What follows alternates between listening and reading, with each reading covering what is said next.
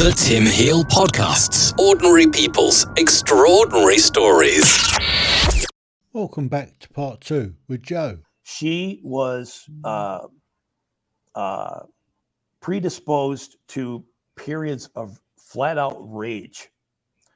And I mean, yelling, screaming, red-faced rage. And a true story. One day she's coming down, after the show, she's coming down the hallway, and she is just livid and just out of control.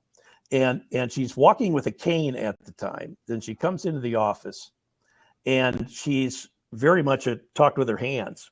So she's got a cane in one of them, and she's flailing around.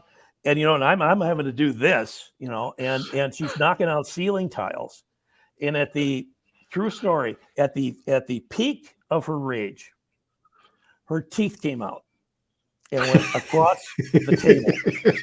And she did not lose a beat. She just kept going. And so in different ways, I had different people that had, as it turned out, mental health issues of a variety of kinds.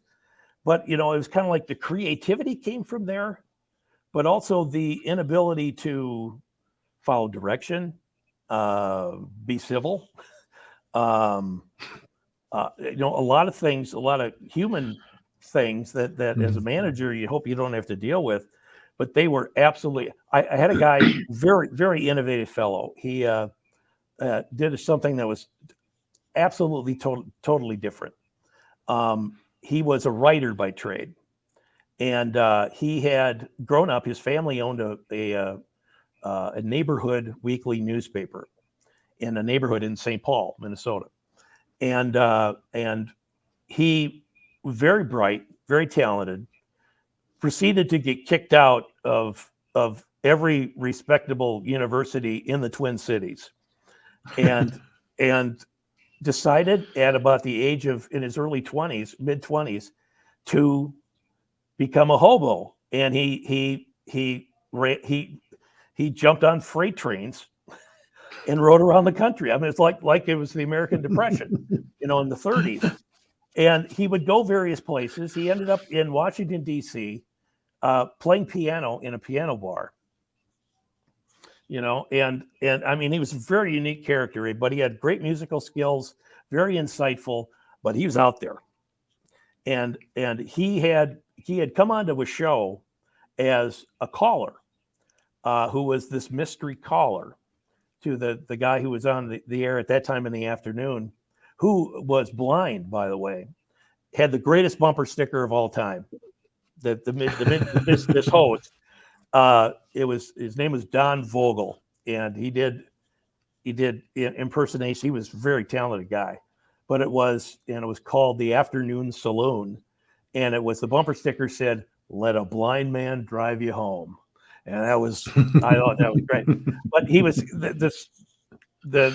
my guy, the guy that I had, was a caller on the show, and finally Vogel said, "Hey, you're on the show every day.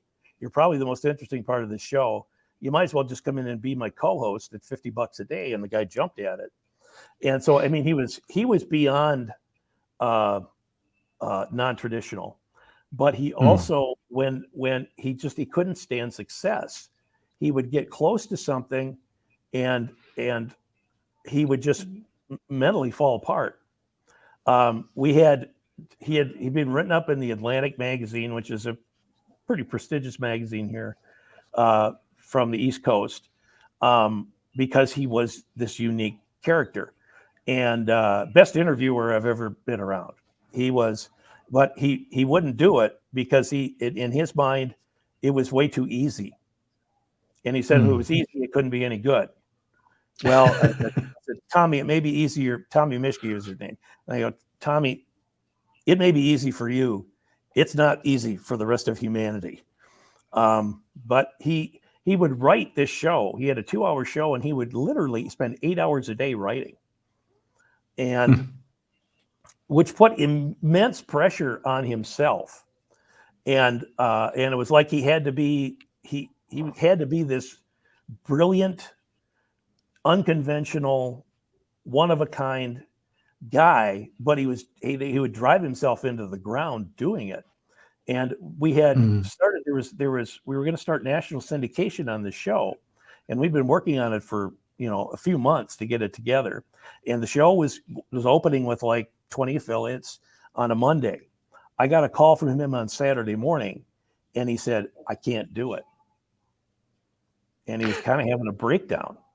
And so here I am, I'm at home, and here's this guy. He's supposed to start national syndication on Monday. And it's not only my station that's got has money in this game, it's all these others. And he was gone the next 6 weeks. So, it was challenging. I mean, it was what made it very non-traditional, it was an absolute zoo on the inside.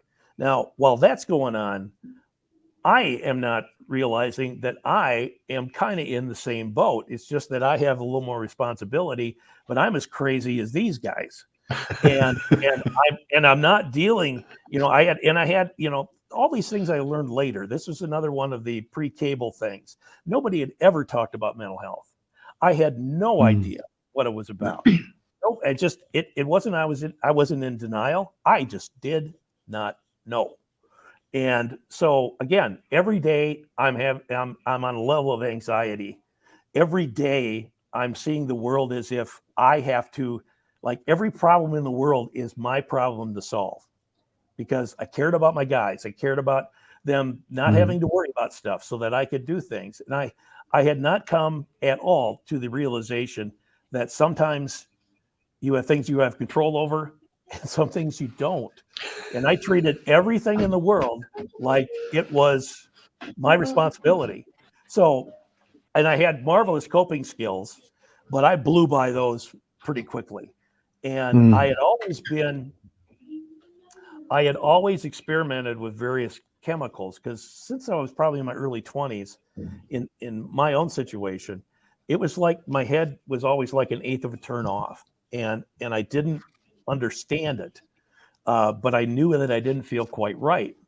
Well, 2 decades later, I'm finding out that I have anxiety, severe depression, and bipolar II disorder, which, looking back, explains a lot. But I self-medicated like crazy during all of this time, not to be a bad boy, but because I thought, well, if this is what it takes for me to deal with these people every day, well, then that's the price I have to pay, because I want to do a good job. I want to be able to do these things. And that ended up being a very bad situation, both for, it's funny, the work never suffered. I suffered a lot as it went on. That was a real period of discovery for me. And there were other things that I was just not aware of, and the justification and things that went on during that time. And just a quick story, back into my 20s, I had a back injury, and it was doing a radio thing, and it involved, I got thrown off a donkey, which how embarrassing. Well, it was one of those things. There was a guy in Wisconsin who, he would be for hire. He'd bring a trailer with 10 donkeys in it, and he would be hired by, in this case, it was like a high school wrestling booster club, and they were raising money. And so they hired this guy to come down, and they would stage a basketball game on donkeys. I called it the sport of kings. It was and it was one of those times where the little voice in my head, which would speak to me from time to time, and usually was always right, and I usually ignored it till I was in my late 40s, said, this is really a bad idea. It's not going to end well. And I knew that. But at the same time, I'm going, I'm a young guy. I'm a team player. It's for charity.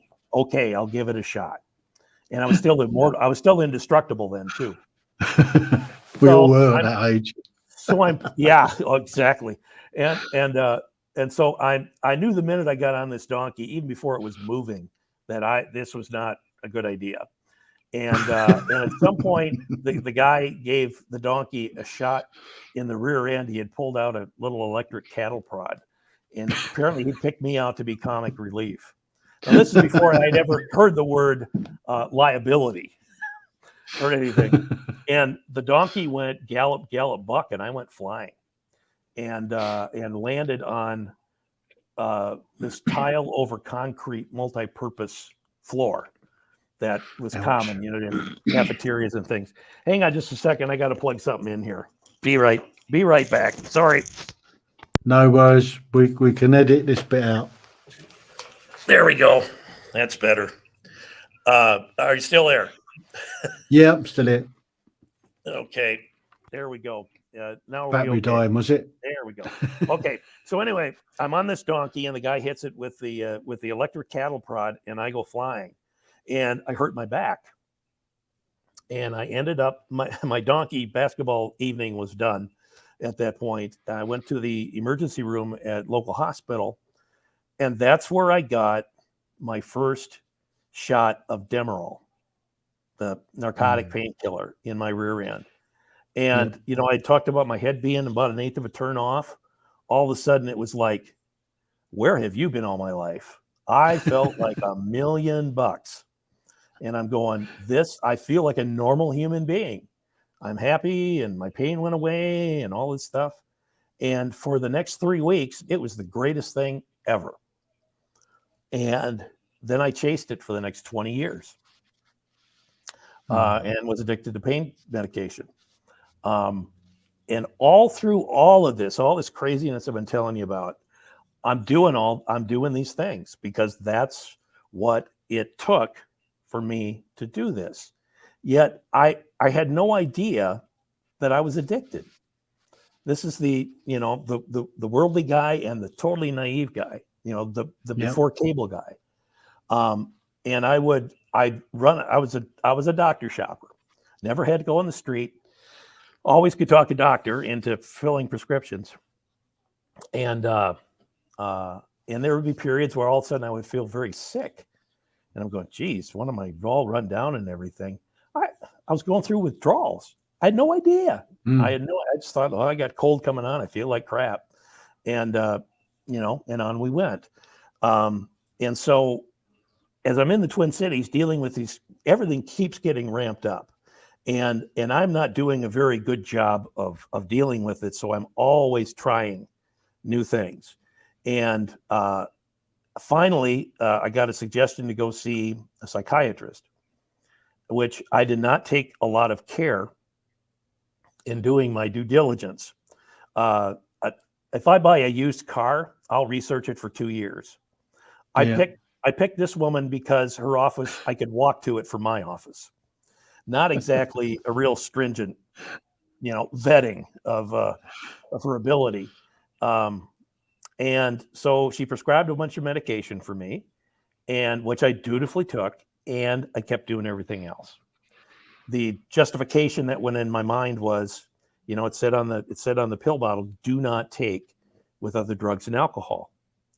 And I had convinced myself that was not a warning. It was a serving suggestion. As you do. As seemed everything that went along. I love people. I'm a pretty gentle person. And I always, I was raised to try to help people and do the right thing. But the justification that went through my mind, it always was like, well, it seemed like a good idea at the time. And it did, always does. And it was just this thinking, or lack thereof, or whatever, I never saw myself as having a problem. It was just, I need to crank it up a little bit because I got to keep up with all of these people that I had to deal with. And even I reached a point where I still didn't know really where I was or what was going on. but I could tell that my life was shortening. I could just feel it from the inside, that the stress, the pace, all the things I was doing to cope and that were not healthy for me came to a head, and I walked away from this job, which you don't walk away from this job, because I was very good at what I did. But for the amount of money they were paying me, I wasn't that good. And so people generally don't walk away from those jobs. They do them until they're literally thrown out the front door. Out.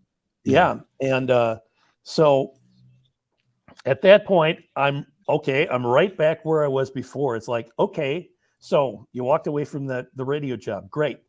Now what are you going to do? I still don't know what I want to do. What did you do? I started drinking is what I started doing. And for a year and a half, I did not work. Because I thought, well, this is great. I'm at that point, and they'll have this fabled second career. Let's see, how old am I at that point? About 45. So I'll have this fabled second career. Great. What do I want to do? I don't have a clue.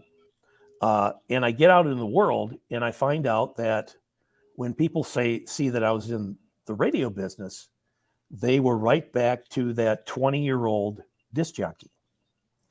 Not that I had managed a $27 million radio station.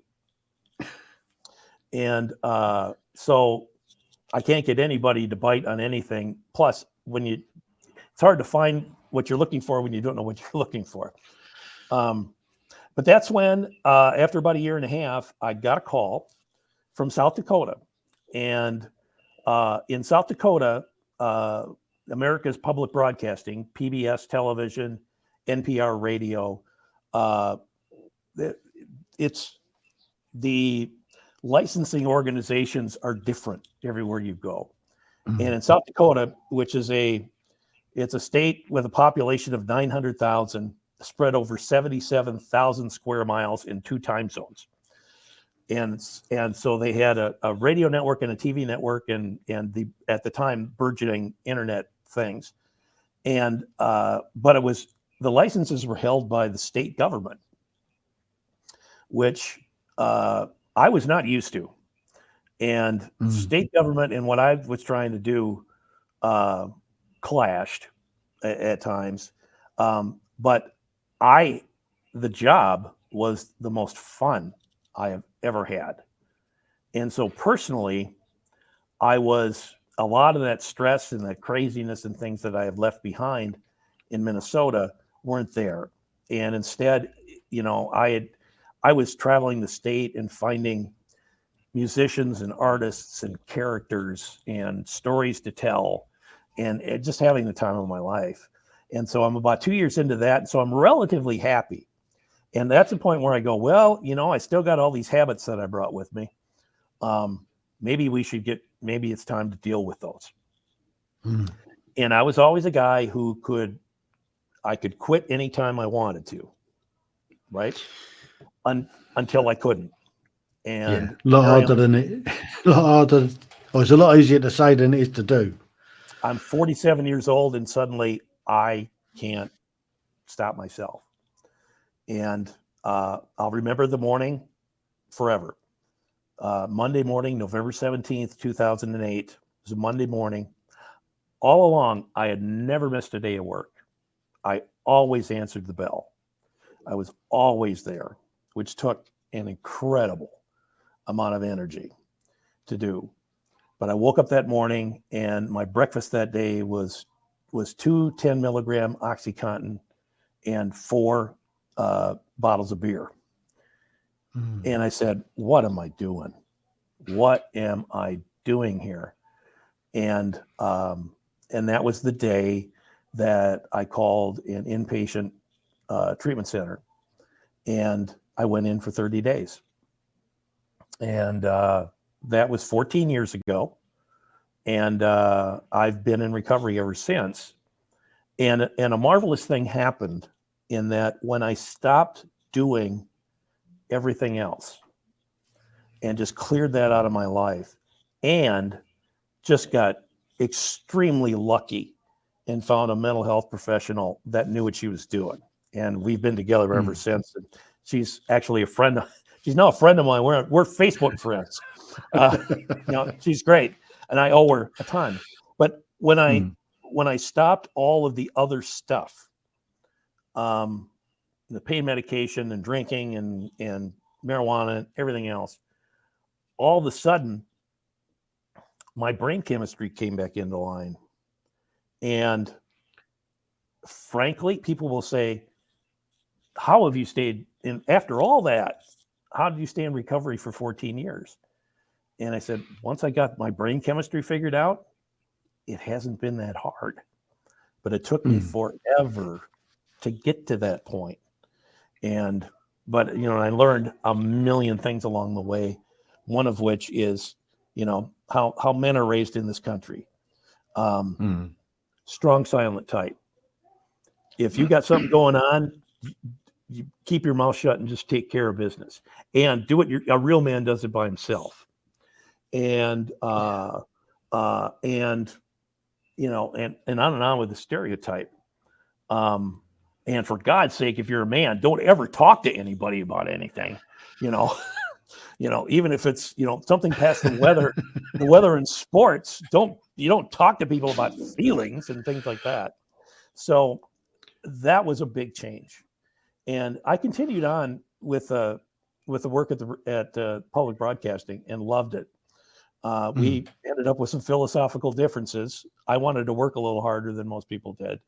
But then I ended up here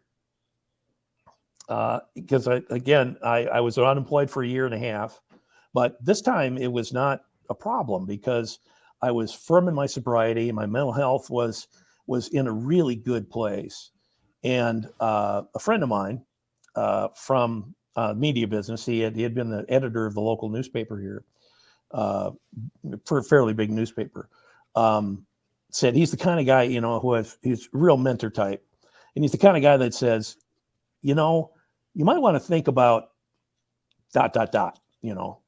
And whenever he would say that, I would always go, yes, sir.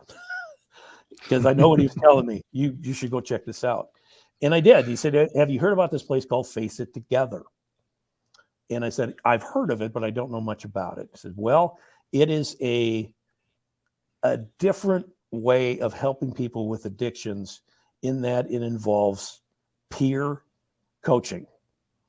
And that is having people who have been through the experience help others who are having trouble. And they were having a volunteer training, and he said, you might want to think about going to do the training. And I literally had nothing better to do. So I went.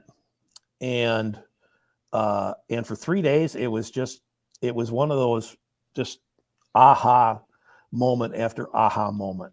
And I'm going, a lot of the stuff that I've done in my life fits right into this. And I have this life experience now, and I've never been afraid to talk about it, as you can see. And after the training, I started coaching a little bit, and then I started coaching a little more. And it's 6 years later, and here I am. And I get to help a lot of people, and I get to help a lot of people in a way, especially people who, we don't have universal health insurance here. And so you have two classes of people. If you have insurance and you have health issues, you have options. You have things you can go do. If you don't have health insurance, you have very few options, and most of them are not great. So we kind of fill a spot, I think, that we're different things for different people. We can be a primary source. We can be, there's a lot of things as a coach that I don't know about. If people have severe trauma in their life, which is powerful stuff. And it's just a shame that so many people have had to go through so much. I'm not equipped to do that. I'm not, I'm not I don't. Well, that's a whole different sphere altogether in the mental health issues. Right. I mean, I I guess what you're trying to do is what we're trying to do over here is to destigmatize mental health Mm-hmm. and accept that it's okay not to be okay, and that everybody has an issue sooner or later in their lives. Mm-hmm. Some people suffer massive traumas as kids. Some don't. Some get it when they're at work, and others may never suffer a trauma. Mm-hmm. And what But I can do, everybody will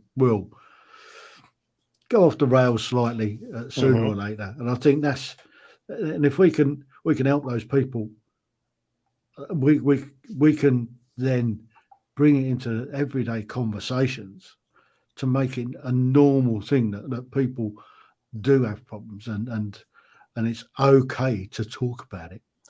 And Absolutely. I think that's the one big message that we try to push out there. It's Mm-hmm. okay to not be okay and to talk about it. And it's not a stigma. Absolutely. For people who have these heavy duty conditions and even, schizophrenia, borderline personality disorder, those are left to people who have more experience. But what I can do is I can point them in a direction. Absolutely. Nobody has an owner's manual on any of this stuff. I didn't know what to do when I finally decided I need help. All I knew is I knew one name and I called it. Was it the best place for me to go to? Well, I guess you can't argue with success. But the curriculum was so, but the people I met, the people I connected with there, and connection is a big word for me in helping people. Because in this country, and I would imagine elsewhere, we have an epidemic of loneliness. Yep. People spend too much time by themselves, isolated. And if you're smart, isolated, and bored, bad things happen. Yeah. And so, but for a lot of the people that come in, and this is one of the things that as a peer, it's been fascinating to see that a lot of the people are coming to us for peer coaching, so they hear somebody who can relate to the situation, who have been there and who might be able to have advice or at least have an ear and at least, and can help with some skills. But most of the people that I see that come in to see me are not that far off. They come in with, because they're having a problem with a substance, that it is negatively affecting their life. And so they're looking for a way to stop. And my philosophy, and everybody's a little different, but what seems to help a lot of people who come in is that we're really using the substance as a sort of treatment for something else. And I call that the why. Why? Yeah. What's going on underneath here? Well, and that's kind of a crutch, isn't it? As people turn to the bottle as a crutch to sort of help, and it doesn't. I call it the pause button. Alcohol especially is a great pause button because it'll temporarily make everything stop for a few hours. Doesn't solve anything, doesn't address anything, doesn't change anything, but you can hit the pause button.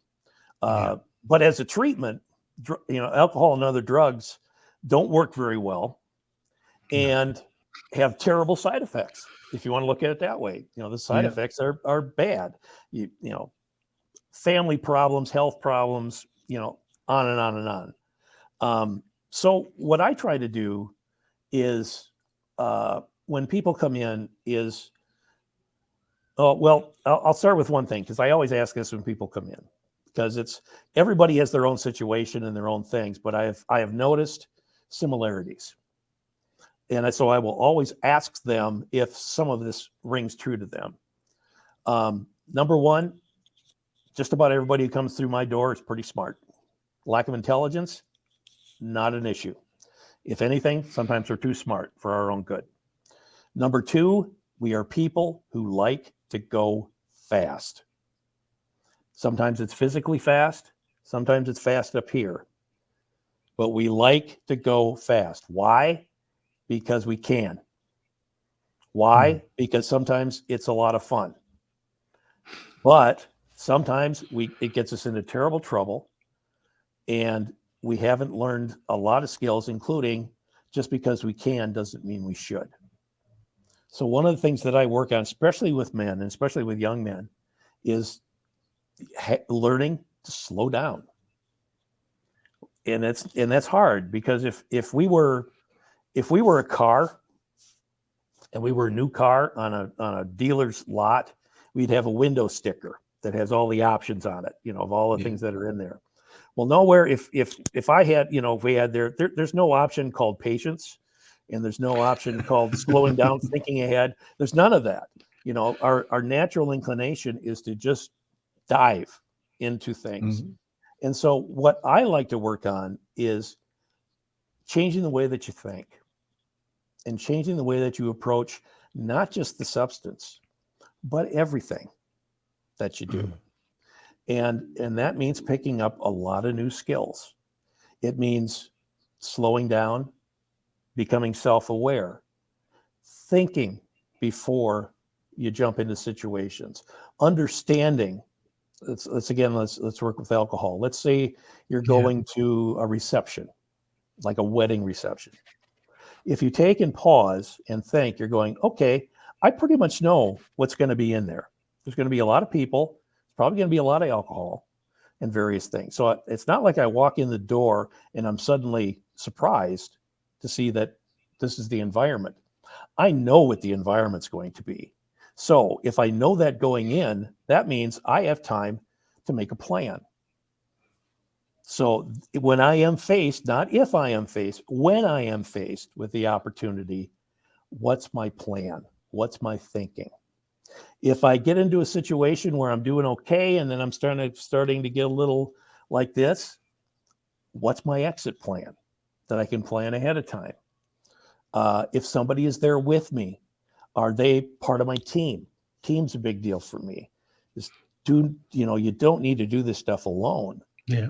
Even if you have family members, and a lot of times there's a real lack of understanding of what, problem drug and alcohol use can be. But really, in the end, you both want the same thing. You both want you to be healthy. And so, if you're there, let's say you're there with a spouse or someone, they're on the exit plan. And are they, do you have the sign or whatever that, it's getting a little tense. I think we better exit. But these lessons that the lessons that we learn, and communication. I was just thinking about the sign when it's time to go. Yeah. Really. Bellowing. Whatever it is. But that's just a short synopsis. Yeah. But, I'm there to encourage. I'm there as an information source, because while I'm not a doctor, I have a lot of experience in entering the mental health system. I have a daughter who's 29. She inherited her mother's good looks. Unfortunately, she inherited my brain and liver chemistry. And so I've been through, as a parent, as a loved one, which is something we do at Face It too, that's very different, in that we spend a lot of time with the people in the lives of people who are having trouble, to kind of help them better understand what's going on here, because the thinking that's going on between can be very different. We say opposites attract.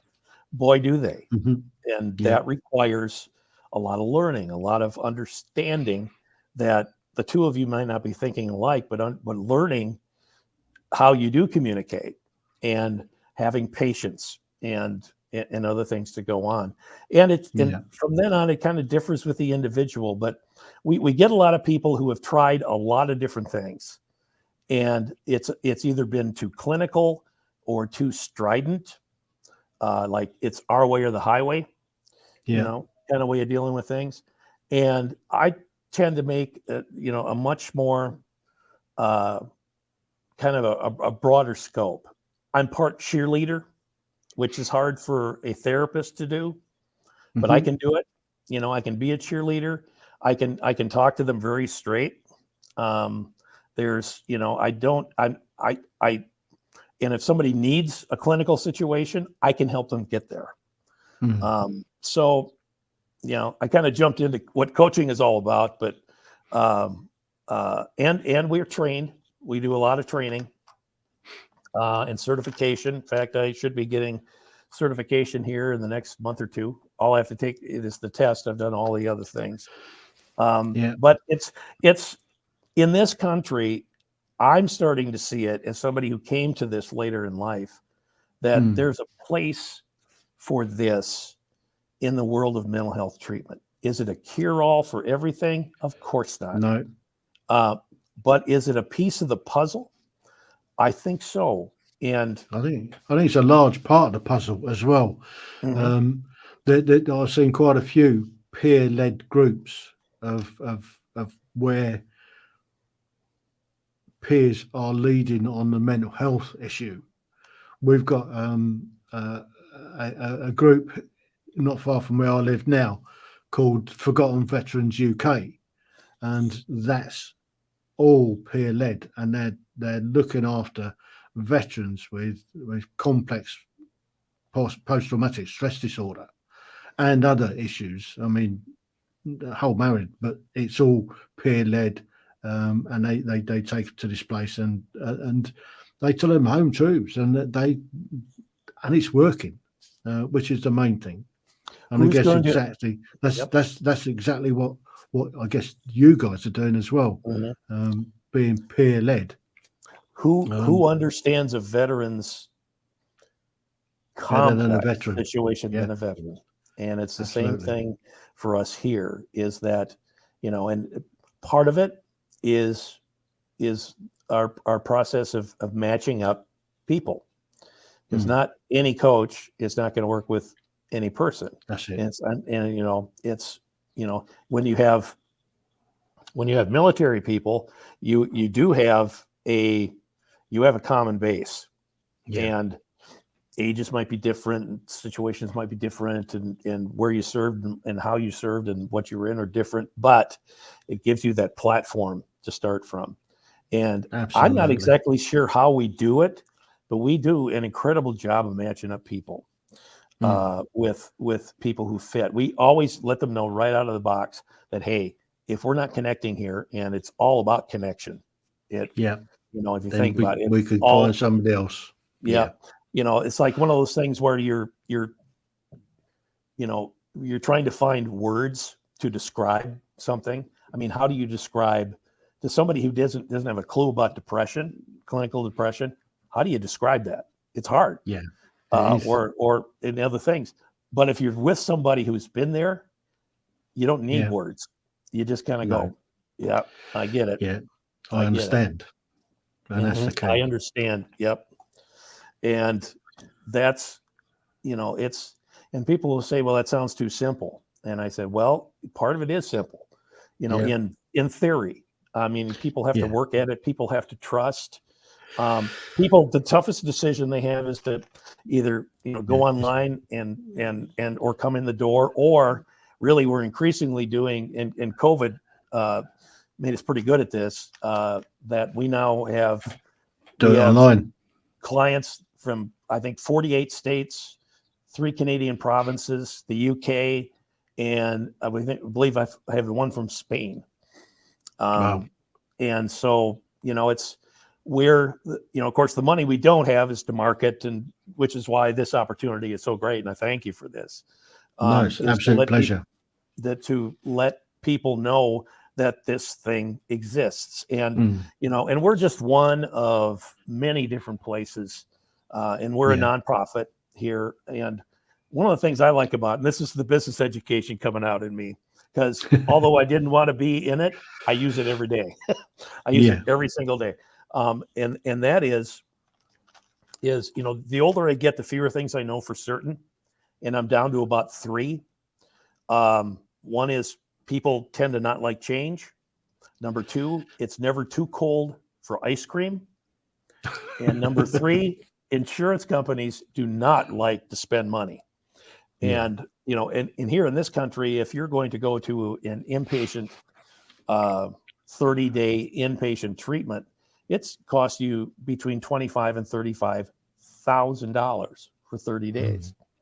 What we do right now, most of it is on grants, and when it's not, for a fraction of that kind of money, a very, very low amount of money, even if you don't qualify for a grant or for the philanthropy things that come with this. And we do have people who believe in what we do, and they do back it with their own philanthropic contributions.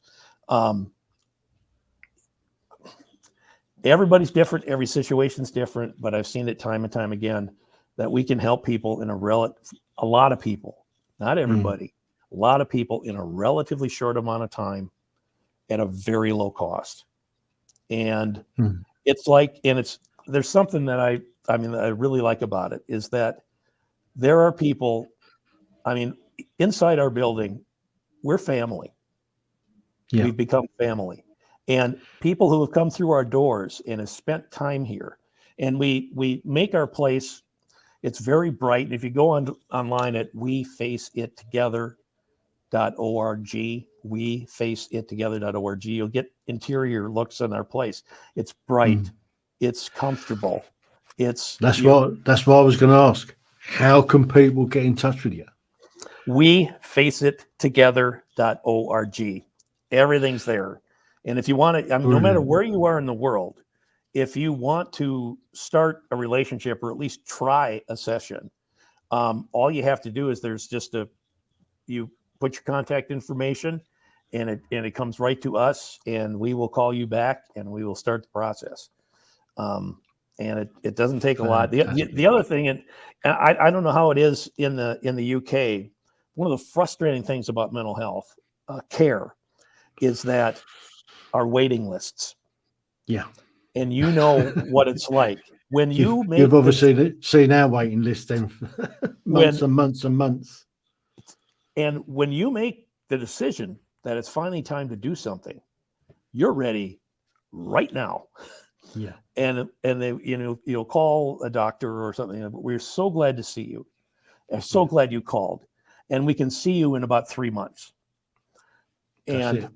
By which time, possibly it's too late and you've done something silly.